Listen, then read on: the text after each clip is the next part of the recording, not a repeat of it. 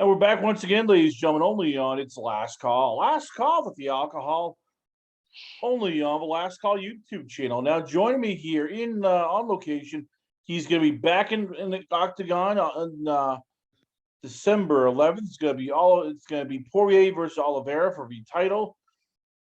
And this man here, well, he wants another, say, knockout on his belt. He's going to be taking on Dan Ige, and he's gunning for that 145-pound title. It's just a matter of now time. I give you once again one of the probably the best strikers pound for pound of the UFC. I give you Josh Emmett. Josh, let's start off here with the big question. How happy are you that there's actually a fight lined up after everything that's been going on with the pandemic, with just probably bruises, with just stops and goes here because some guys are sick or some guys get COVID. How happy are you just to get back into the octagon and actually fight? Yeah, no, I'm super stoked. It's been a tough little layoff, I guess you can say. I've had a ton of injuries, but this the knee is definitely it's got to be at the top of the list. That some of the stuff that I've actually suffered or gone through. And now to be back, it's like I said, I'm just stoked just because I had the procedure a while ago, and then I had to go back in and do multiple things just because for whatever reason I was just having issues with the graft where they took the graft from for the ACL, and at some point I was like, man, am I ever going to be able to move again? Am I going to be able to fight again? And, I've been working my ass off over the last 15, 16 months. And, I get to finally get back in the octagon and put on a hell of a show against a tough opponent December 11th with the fans back. So, man, I couldn't be more excited. What was worse, the physical rehab or the mental? Where I'm guessing those first couple of weeks when you're training, you're all of a sudden going, crap, it feels weird. Is this gonna be something that's recurring? Is this gonna be an ongoing problem? Will my knee go out again? I mean, because everybody thinks that once you get injured, like, oh crap, did I come back too soon? Is my knee fully healed? Is this I feel pain? What's going on here? How long did it take for you mentally just to be able to forget about throwing kicks and punches and all that? Just rolling around in the mat, not worrying about your knee locking up or being able to stand and not have pain?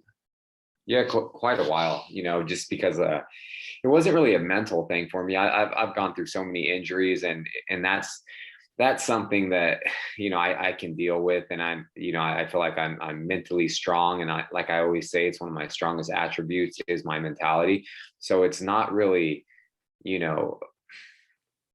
it wasn't a mental thing. It was more of a physical thing, just because I literally could not bend my knee, just because I did the ACL reconstruction, I did the patellar tendon, and for whatever reason my patella tendon did not heal. It was just a huge vertical tear still down the patella tendon where they took the graft from, and also my patella was fractured. It just had a huge hole in it. It never healed after the surgery. So I was going through PT and I was doing well for the first 3 months, but I kept having this crazy pain. And so I finally talked to the surgeon, and he said, okay, if this lasts for another month, let's get an MRI. So a little after 4.5 months after the surgery, I do an MRI because the pain is getting worse. So after the images come back, they're like, oh, no wonder why you have so much pain, because you have a huge tear in your tendon, patella tendon, and a broken kneecap, basically. So luckily I have a friend and a doctor that's an orthopedic surgeon in Sacramento. So he said, let me help you out again. He's helped me out over my career, and he helped me out a ton with the vertigo I was suffering, years ago, and kind of took the lead on that. And so here we are again. He's helping me out, and we go in and we do the stem cell procedure where they extract the bone marrow from my SI joints, from my hips. And then, I'm having to play this catch-up game, and this is now like 6 months after surgery. And so I'm like starting over. So I feel like, instead of being typically at ACL surgery, you'll see people come back 9 to 12 months. I just felt like I was about, I don't know, 4 to 6 months behind that. So that's why it took me so long. And then I just have such a great, like, team, not just talking about like the team I train with, Team Alpha Male, but, I say just my team, just because I have, a chiropractor that mainly does fascial work and ART, and his name's Dr. Chu, and he's been helping me my entire career, from like my amateur fights all the way up until now. That guy helps me get to the fight, and he's been working on me every week. Then I had my physical therapist from Kime, Russ. He's working on me 5 days a week, and we're doing all this crazy training just to get prepared for that. So mentally, it wasn't an issue at all. It was just, like I said, I physically could not do anything. So once I kind of was able to start doing things, I want to say maybe in like April, May, really like doing everything. And then I've just been doing that, but I've been boxing, the entire time. I've been lifting, I've been doing PT, I've been doing all these type of things, but I really didn't get back into grappling and just being more confident in my knee, I guess you could say, until April, May, June. How the hell did you win that fight against Shane Burgos? Because, as you said, you suffered a torn ACL, an MCL, a focal impact fracture in your femur.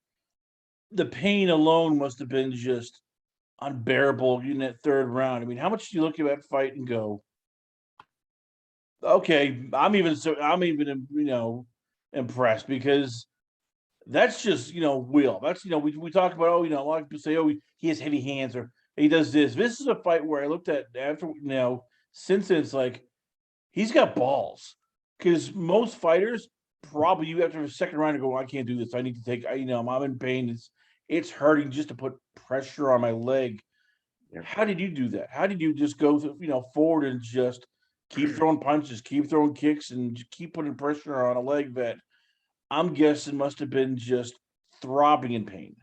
Yeah, and that's going back to my mentality. It's my will to win. I feel like triumphs everybody's. I've gone through things like this before. It was super painful, and I did all of that to my knee in the first 19 seconds of the first round. So right away, it was super unstable. It hurt like hell. And then I was just kind of like having this little discussion in my head while I'm fighting. And then, after a while, I'm just like, man, just suck it up. You'll be happy in 14 and a half minutes. Just do what you can to win. And I did just that. But it goes back to my UFC debut. I had a compound fracture, my bone sticking out of my finger. And I had to hide it from the ref to continue to fight, because I knew I was winning the fight, and that hurt like hell as well. But it's just, it's a fight. I'm going to get hurt. It's crazy in a sense that it's the unknown. It's like I hope for the best, but really anything could happen in there, and I know things are going to hurt. Like, and I welcome that, and I'm prepared for that mentally. So I'm, like I've always said, I'm willing to endure pain. I'm willing to endure a lot of things, as long as I can go in there and get my hand raised at the end of the day. And that's what I was saying, like with the ACL in this, my last fight, there's a reason why a lot of you don't see NFL players finishing the quarter after they tear their ACL. They're getting carted off. And I was so frustrated, because I knew after the fight, I knew I injured my knee really bad, just because of the pain I was feeling. And I had all this, I just wanted to stay healthy and continue to fight and stay consistent. And then I was frustrated with that. And then I was like, I know I tore my ACL because it was on the outside, and just like the stability was gone and the pain I was feeling. And people were like, they were saying like, there's no way you tore your ACL in that fight to move like that, and and then, a few days later, the MRI came out, and it was even worse than I thought. I thought it was just the ACL, and I suffered a ton of other injuries in the knee, just off that freak accident.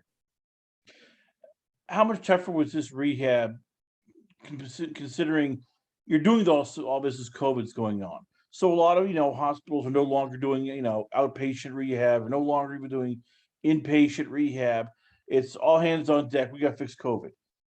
So Mhm. I'm guessing there are probably certain doctors you couldn't go to. I know you had your own team and friends who were doing this and helping you, but how much tougher was it just having all these other resources in the past probably shut down because hey, you can't go into this these facilities at this time because hey, it's a quarantine zone, or hey, you can't now do this because we're shutting this down. It's basically it's a COVID ward. I mean, how much did everything get pushed back because the pandemic changed the way this world acted? Yeah, honestly, it wasn't bad at all. Right after the surgery, I stayed out in Vegas. My wife and I stayed there for 2 months, and so I could just work at the PI. I was working with um, the physical therapists out there, and there's some of the best. And then yeah, I was doing 2 PT sessions every day. Um, about 6 days a week.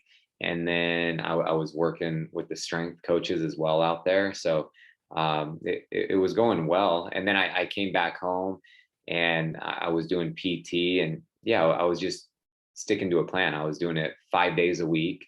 And yeah, I really didn't have an issue at all. Um, with the pandemic going on, or COVID and things like that, just because I was using you know good physical therapists, that I didn't have to go through like the hospital and use their PT. So it was yeah, really it was like normal, only you had to wear a mask. And that was kind of challenging because when I'm trying to do workouts and stuff like that, they want a mask on, and it's like I could barely breathe, and then I'm like sweating and inhaling this mask. So that was the only, I guess, frustrating thing, I guess you could say, I or can imagine. irritating. Once again, ladies and gentlemen, we got Josh Emmett here on the show. We're talking about his rehab. We're talking about the Burgos fight. We're talking about Dan Ige coming up here. How tough has it been for your wife and all this? Because, as you said, this was a fight which was brutal. She sees the after effect. I mean, the fans, we see the fights, we see what happens. Yeah, you look pretty bright, but everybody thinks, oh, they're fine. It's just a boo boo. They're walking it off, and then the family sees otherwise when they have to carry you up the stairs because you're one legged, or you can't sleep on your side because your ribs are cracked, or you have trouble holding a cup of coffee because you broke several fit bones in your hand and you can't make a fist. How tough was it for her seeing you like this, where your legs mangled, you're having trouble doing all this stuff, you're in pain, and she really can't help, and everybody wants to help, and when you can't, you feel like just helpless. Yeah, it's no, it's definitely tough. How can it not? But it's she she's been there since the beginning. She's seen everything. I've gone through so many different types of injuries and struggles, but she's been along the way the whole time. So it's yeah, it's definitely hard for her, and like just my family and my like close friends, because they see everything. They know how it is. A lot, like you said, a lot of people, they have no idea. The people have no idea um what fighters, or even athletes, or just in general, what people go through um when they're injured, because it's especially to get back to such a high level. It's challenging. Like, yeah, most doctors and stuff like that, and PTs, if you're just a normal person, their job is to just get you back to like walking and functioning. And I could have done that 2 weeks after the surgery, if I had just a regular desk job. But to be able to compete at a high level with some of the best athletes in the world, that's a fight in itself. And I put thousands, I was gonna say hundreds, but I put thousands and thousands of hours into yeah, just this rehab over the last like 16 months. I was doing like 3 a days for several months, and then now I'm down to like, the whole time I was doing PT at least once a day, and I was doing strength and conditioning, and I was working with my boxing coach the entire time, and then doing things that I need to do, at home, with like, and working with the dietitians I work with, and they had me on a diet so I could try to heal faster, and I was trying to sleep and do all my other recovery stuff at home as well. So it was a full-time job, and it's harder than a fight camp. It's harder than the fight. And then you're playing those those challenging, like those mental, I guess, games as well, where it's just then when things aren't going well and things are getting worse, and it's the pain it's there, and the mobility isn't, and all these kind of things that factor into the equation. And it's just like, then you start thinking like, am I ever going to be able to jog again? I couldn't run or jog for a good year. So I'm thinking like, if I can't even jog, how the hell am I supposed to fight some of the best guys in the world? I can't move dynamically. And then I start thinking, am I ever going to be able to fight again? And is my career over? But I've gone through this before with some other injuries I've endured, and I don't know, it's part of my story, and it's a tough one, but I've had a tough go from the get-go, but it all comes back to my determination and my will to win, and my will to succeed, and my will to just kind of inspire people. So like I've always said, I'm not stopping until I get what I set out to accomplish. So what did you do during this whole pandemic? Because as I said, you're working out, you're doing all this, but you have no fight. And after a while, I'm guessing you're getting sick of physical therapy. You're getting sick of just not be able to leave a house, not be able to go to the gym, not be able to do this or that. So what did you and the wife do just to mentally not go crazy and go, all right, screw this, 2 large pizzas, those cervezas, and we're just gonna go nuts and just eat ourselves content. Like, what did you guys do just to mentally have fun when you're trying not to just gorge, eat yourself, and at the same time you're trying to work out but not break into gyms and get arrested? Yeah, no, I went through quite a bit of cycles. When I was doing really well, I was like, man, I'm going to be the first. I'm going to be the Adrian Peterson at MMA. I'm coming back. I'm going to fight before 6 months, because I was ahead of the where most people are, like weeks, a month out of my ACL surgery. And then that's when you're like, things are going well. You have like a really good attitude, and I'm always like an optimistic person. Like I'm really positive, but then some of my coaches, they kind of like tease me in a sense, because I'll be more of a realist. Like I'm like, oh, that was horrible, because it can always be better. I'm just like my toughest critic. So I was doing well at the get-go, the beginning, and then all of a sudden, when I have to go back in for those second procedures, and then I'm back to like square one, I'm back on crutches, no weight bearing. I'm in a full leg brace 6 months after surgery. My quad atrophies again. Then I start to go through, like, I don't even know if you want to call them dark times, but it's not as good as it was leading up the first like 2-3 months. And then, yeah, it's like, oh, well, who cares? I can't do much. So then I'll eat, like we'd enjoy ourselves. We go, have some drinks or wine or whatever it may be. So I was just constantly going through these like highs and lows. And then once I came back here and I really got everything dialed in, and I want to say it was in March, I was working with Russ, my PT here in Sacramento, and he was helping me so much and going above and beyond. And we were just putting in all these hours of work every single day. And then I started to see the light at the end of the tunnel again. So I was like, man, I am going to be okay. And then I start, I'm just chipping away every single day. I'm just kind of, putting little deposits in, and it's going to pay off in the end. And I continue to get better and better. And I just have to keep zooming out to really see how far I've come. Like it's crazy when I look back and I couldn't even walk down a curb or a step. Like being able to do that, it's a huge accomplishment, and doing so many more things when I could do lateral. Like I felt confident to do lateral movement, and I was nervous before, and then now I'm going faster. And then each day, each week, I'm picking up the speed, and it's just every single day I was making progress, but it was at such a slow pace. So but so that's really all I did. Like we love to travel, my wife and I, but because of the pandemic and because I'm in physical therapy every single day and I'm trying to recover and rehab this knee, we really didn't do a whole lot. Like I think, yeah, we really didn't do anything. We just, we'd go out to dinners and stuff like that, see our friends.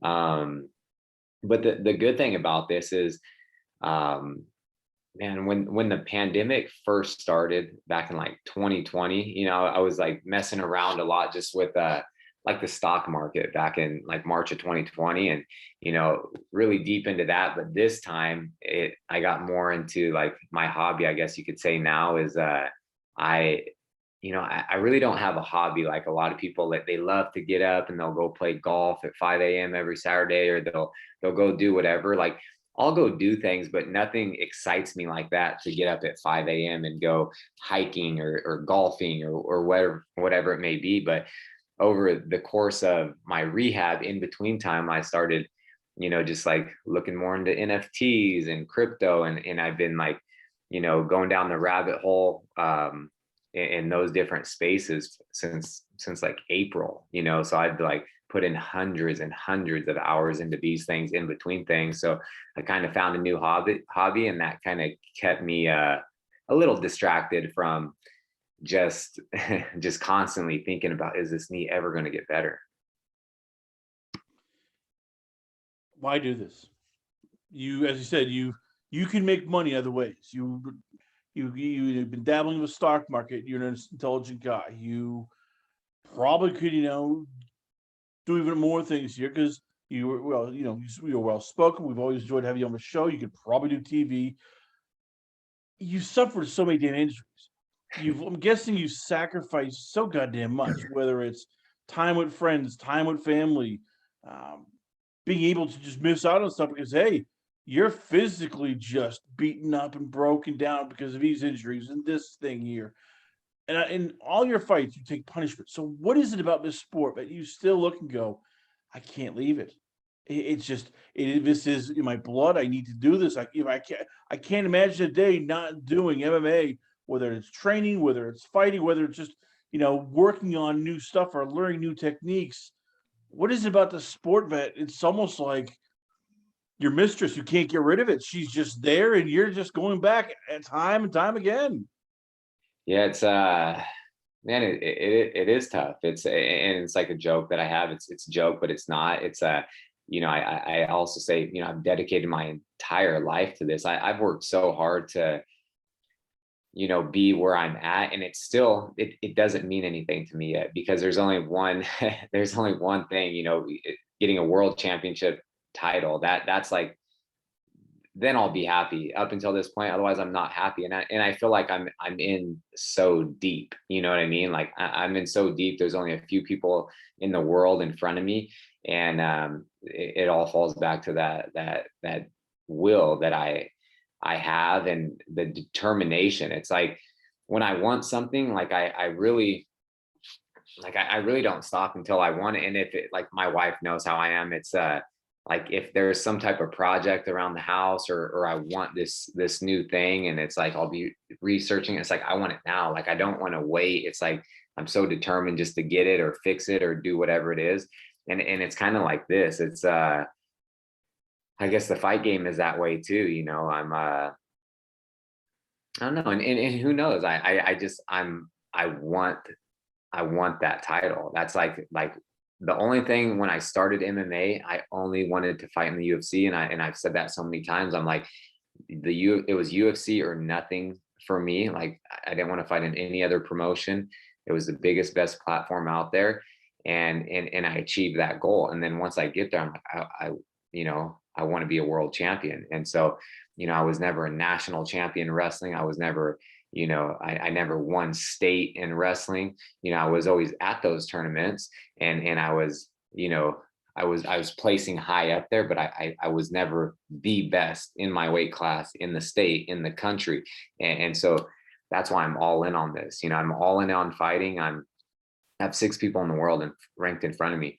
And so I'm striving and trying to do my best to be the best fighter on the planet at 145 pounds. So I'm going to just keep on keep on trying and doing everything I possibly can to get there. And like I've always said, it's I just have to win fights, and everything that I want to achieve will just kind of fall into place. It's that simple. There you have it, ladies and gentlemen. Once again, he'll be fighting. It's going to be December 11th, UFC 269. Charles DuBronx Oliveira versus Dustin Poirier. This man against Dan Ige, and there will be a knockout. Somebody will get knocked out. Probably not him, but that's the plan. I give you once again. It is we can call him now, but $6 million man. That's probably how much money they spent, rebuilding this guy here. I give you Josh Emmett. Josh, before I let you go, where can fans check you out at? Where is the Twitter page, Instagram, the website, and who are the sponsors that have been helping you out, through this whole ordeal? Yeah, so my Instagram and Twitter are Josh Emmett UFC, and that's just JoshEmmett UFC. I have a Facebook fan page, Josh Emmett, as well. And all my sponsors are on my website, joshemmett.com. And I'll be dropping some new fight shirts for the upcoming fight, December 11th. So I'm going to be, I think what I'm going to do is have, some of the guys from this company Calibus and stuff, they're going to do a little collaboration for a shirt design for me. I think we're going to do 3 designs. We're going to let the fans pick 2 of those designs, and then we're going to run with those. And so people got to stay on the lookout for the new shirts dropping soon. Josh Emmett, ladies and gentlemen, once again, always an honor, pleasure to have on the show. We come back. Stay tuned for more great interviews coming up soon, only on It's Last Call. Last Call with the Alcohol, only on it is the Last Call YouTube channel.